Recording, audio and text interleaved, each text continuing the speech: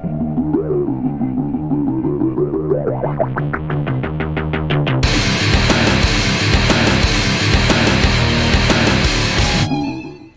you guys, this is Jared, aka the Saint of Sins on Xbox Live, bringing to you some NBA Jam on Fire Edition. Yeah. Stick it in your butt. Just twirl it a little bit. Yeah. Now move it, jiggle it, dance around with it just a little bit. I don't even know what I'm doing anymore. I think I've finally lost my godforsaken mind at this point, because I've literally been trying ever so hard to speak about a subject matter that I really struggle with. And that subject matter here is NBA. I, for the life of me, cannot watch the NBA.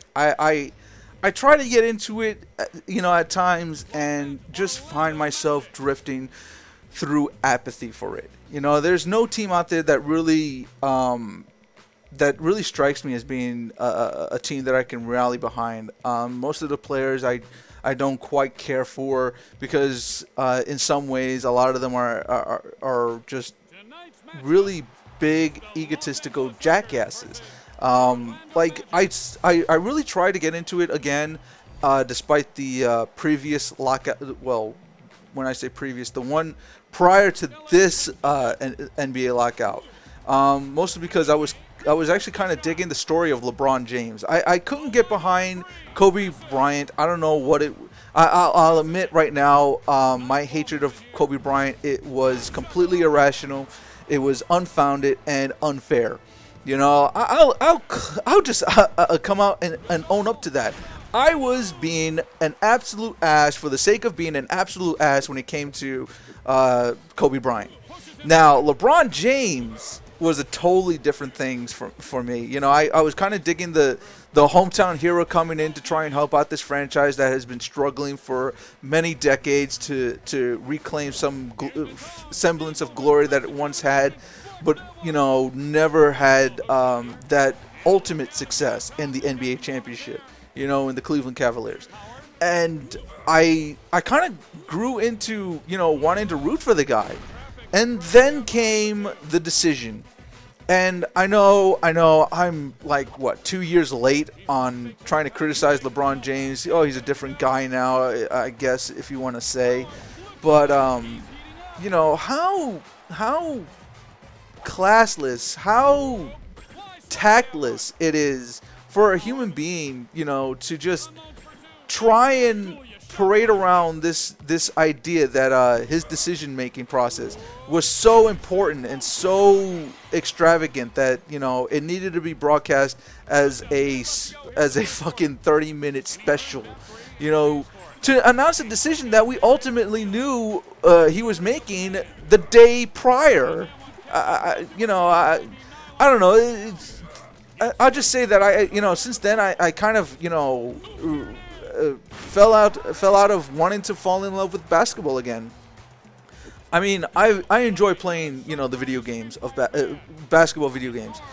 I've been playing basketball video games for as long as I can remember, and I've always found some level of enjoyment in them. I guess because it's a lot easier of a sport to emulate in video games than it is for say baseball.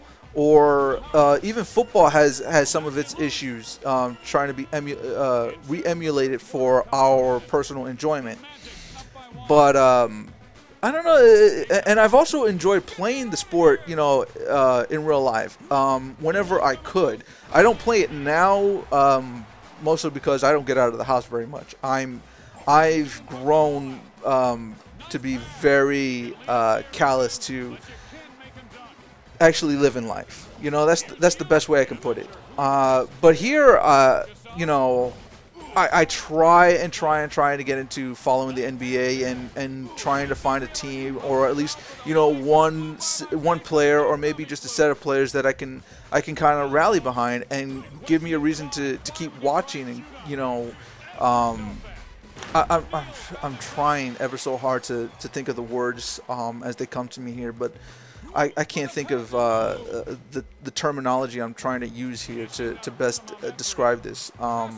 But I don't know. For whatever reason, I don't know if I'll ever be able to get into the NBA. I don't know if I'll ever find a team in the NBA that I can call my own, or one that I can enjoy rooting for, or one that I find to just be overall fun. Like right now in baseball, I've kind of fallen in love with rooting for the Pirates simply because they're a fun team.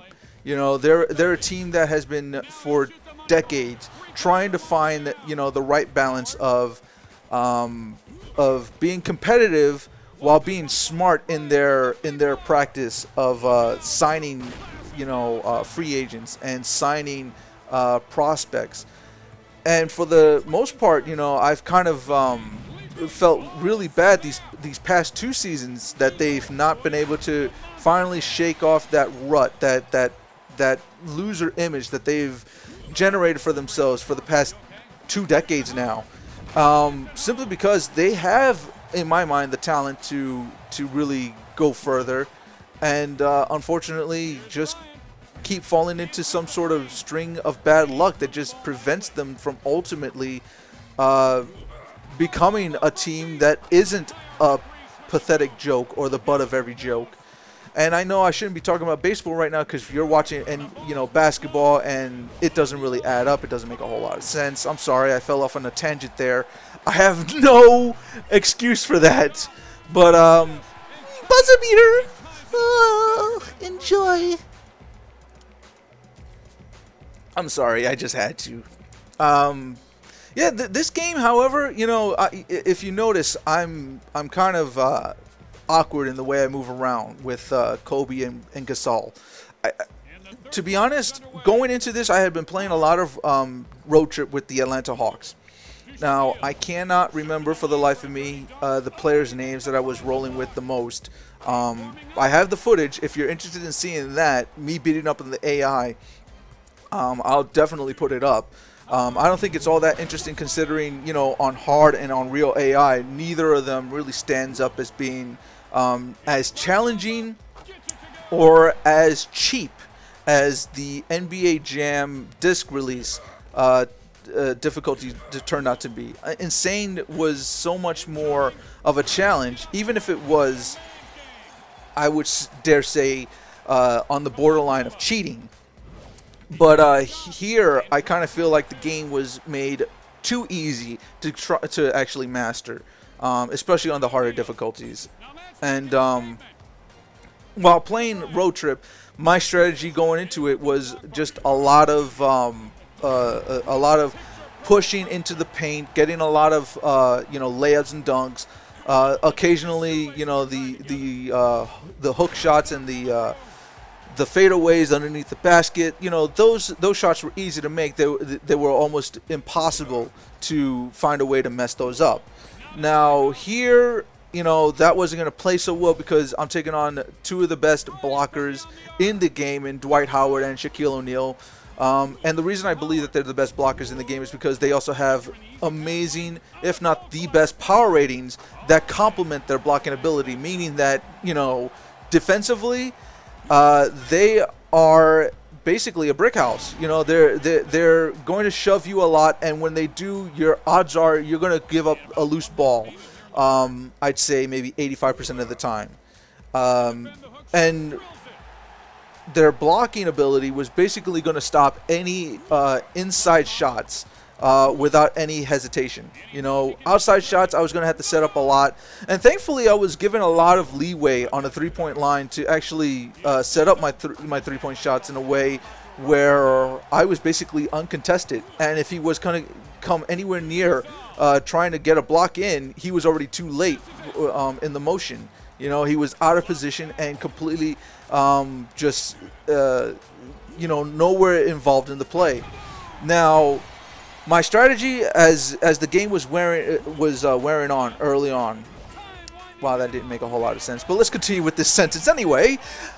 My strategy was match shots. You know, any possession that I had where I didn't score and he got, you know, up one possession, 2 possessions, I should say, you know, I knew right then and there that my next shot was going to have to be a three-pointer. I was going to have to trade shots in a way where, you know, I was going to be able to put myself back up on my next possession. And thankfully, I was able to do that successfully, despite the fact that, you know, I was giving up a lot of shots to, you know, on the inside for him. But Paul Gasol really came in and helped out and was extremely handy. Like right here, you see that I'm down 4 points, and I'm obviously looking for a three-pointer. You know, he's already got his man set up, and they're kind of out of position as I guess zigzag.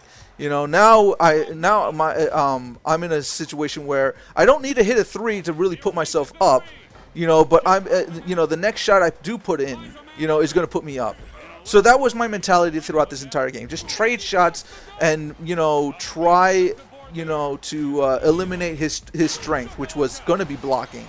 You know, leave the only strength he had in shoving as his way of, you know, gaining back possession. Now there, I don't quite understand why I decided to take that half-court shot, but I'm glad I made it. You know, I definitely had, you know, better options and better looks now that I, you know, think about it. But at the time, I must have been extremely more nervous than I am giving myself credit for now that I'm rewatching this, because I don't know, I noticed the erratic patterns that I was running, and it didn't make a whole lot of sense. Now the game is clearly coming down. There's only about 50 seconds left. And my options are pretty much limiting because, you know, this possession is going to be big. If he puts it in, you know, I definitely have to try and tie it up immediately on my next shot. Thankfully, you know, I was able to play smart defense, and the reason it was smart is because I feel like my opponent here just didn't have any serious set of moves. He was always holding onto the turbo button. He was always putting himself in positions where he wasn't really opening himself up for shots. Thankfully, you know, even though I gave him last possession, I was able to hold on and defensively put an end to any chance of him tying the game. So with that, I walk away with my first victory, and yeah, this is only the first of many. So continue to watch and hope you enjoyed. Later.